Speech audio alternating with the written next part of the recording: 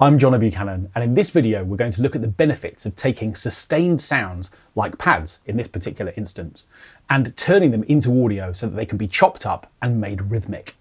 Let's just have a listen to the track we're going to be working on, and then we'll dive into this really useful technique.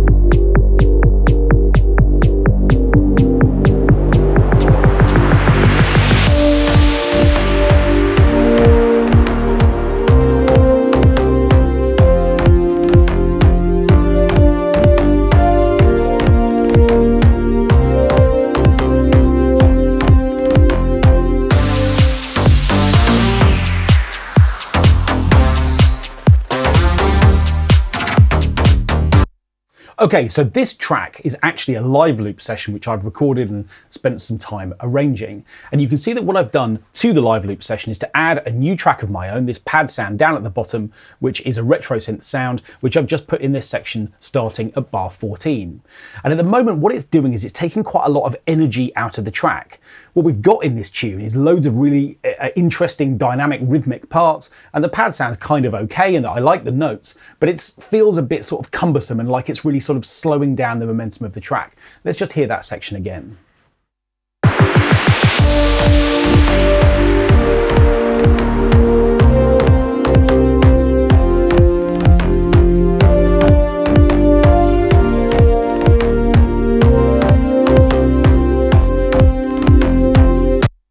So what I've got are two separate parts here. I've got this bass part, which is providing loads of the sort of momentum and rhythmic groove that I like. And then I've got a pad sound, which is providing some useful sort of top end content, but it's really lacking that same dynamism. So the first thing I'm going to do is to convert this to audio, and I can do that in a really straightforward way by control clicking this region and using bounce in place. Now, bounce in place is a function that I've clearly used recently because it's in this list of 5 parameters, which is right up here at the top, which is a little list of the things that I've done most recently to sounds and projects that I've been working on. But if it's not in that list for you, absolutely no problem. Come down to bounce and join, and you'll find bounce in place here. And when you select this option, what you have a chance to do is to give the file a name. And in fact, Lush Pad, the name of this sound, is fine. I'm going to continue to use that. That's fine. And I've got some other sort of options here available to me as well. I want to have the audio file be imported onto a new track. That's fine. I want the source sound, the original MIDI part, to be muted. I don't want to throw it away, and I certainly don't want it to keep playing. So I'm not going to select the leave option. I don't want to delete it, so I'm just going to mute it for now.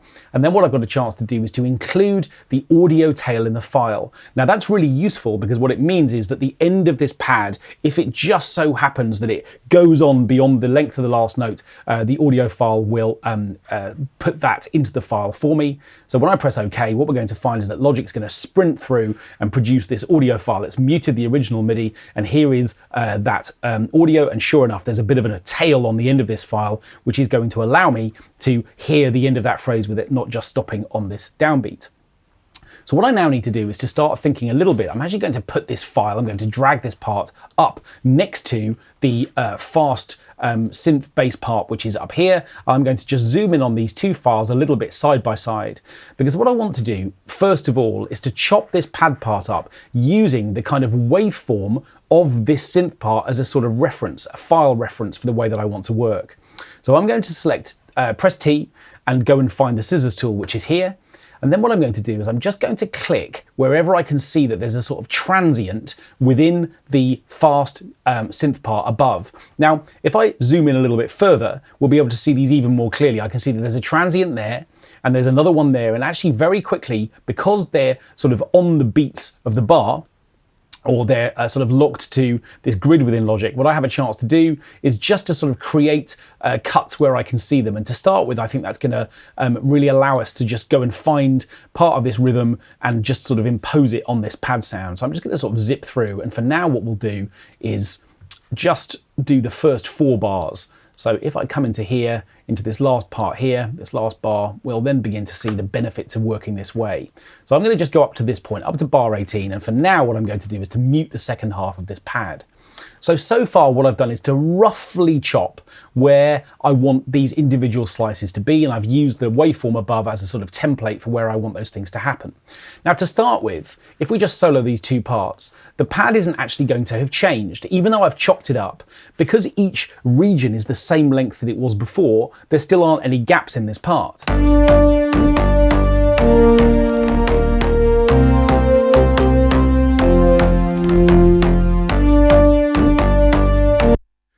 So clearly, if what I want to do is to introduce some rhythm and take the pad sound so that it's sort of benefiting from the rhythm that we've just sort of chopped it to, I'm going to need to make all of these slices shorter. So let's do that next. I'm going to come back to the pointer tool. I'm going to select all of these parts. And what I'm going to do is to hover over the bottom right-hand corner of any one of these regions. And I'm going to hold the control button down so I've got fine control over it. And I'm going to just make all of them smaller. Now, what we're going to see is that because they're different lengths, some of them are going to become incredibly short as slices, whereas other ones are going to stay a little bit longer. Well, for now, that doesn't matter. I'm going to just enjoy the fact that the rhythmic sort of chops are going to be of slightly varying lengths. I think that might be quite interesting from a musical effect point of view.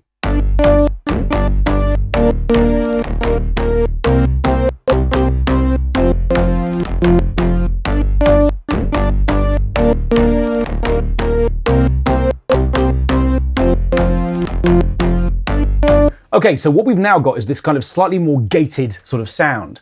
Now, if we mute out the bass for a second, we are going to spot one problem, which is that the starts and ends of these files, these individual slices, are now clicking. Let's have a listen to that.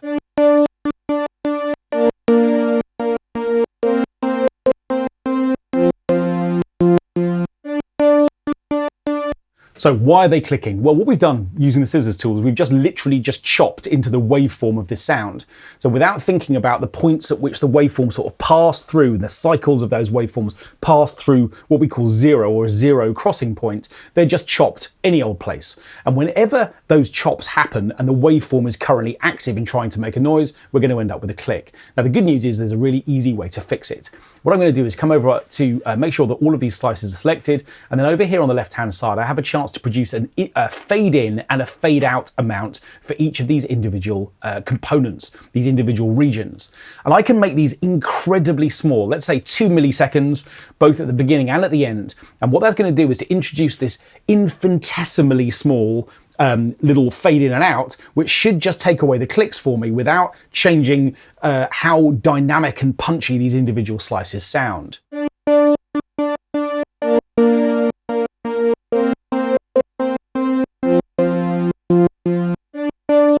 And that's working nicely. Let's just hear that with the bass again.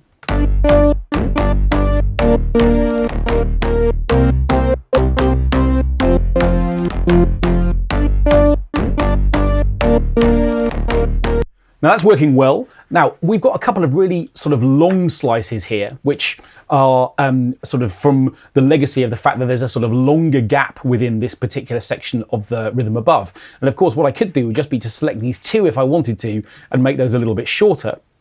And that might be quite an interesting way to work. But the other thing that's interesting about this particular moment of the rhythm of the bass line that's above it is that there's a little sort of rolling crescendo into this downbeat, which is part of that note. And we've got this kind of little stutter effect.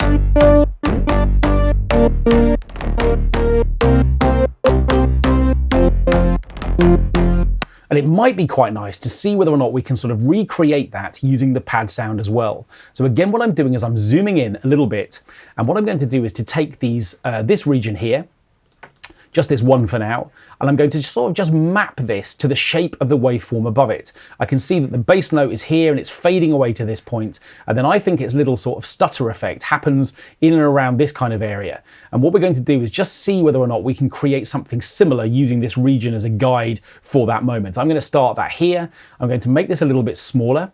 And then what I'm going to do is to see whether or not I can just kind of create a little sort of triggered roll in the same way that we've got in the waveform above. Now I'm slightly guessing, but that's okay. We might end up with an interesting rhythm as a result of having these two slices. So to start with, I'm starting with these two here. And then what I'm going to do is to just make them even shorter and then copy them into the gaps between those moments there as well. So what we should get is this sort of same little sort of roughed up little skip really in the rhythm at this point.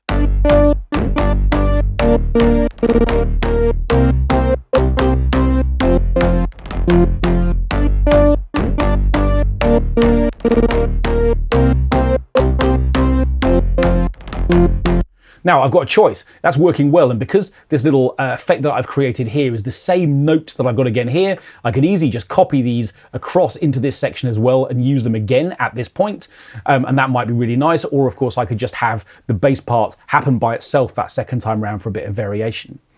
Now, the other advantage of chopping up sustained sounds like this is that, of course, we can now start working with effects in a way that's much harder when your sounds are sustained. If you apply delay to a sound that's sustained, remember those delays are effectively kind of smearing a sound that's already sustaining. Whereas now, if we were to add delay, what we will have a chance to do is to actually hear that respond more dynamically, because effectively we've got a rhythmic part going into that delay rather than a sustained one.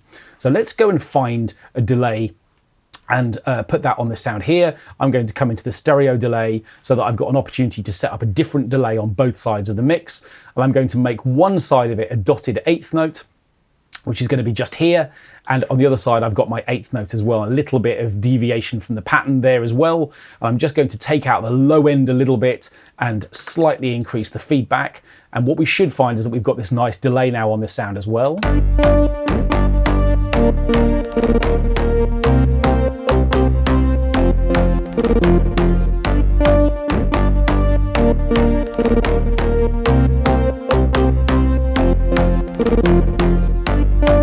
And you can hear that because that slice is actually a different note, we get this really interesting little effect, which I really like actually. Let's put that back into the mix for a moment.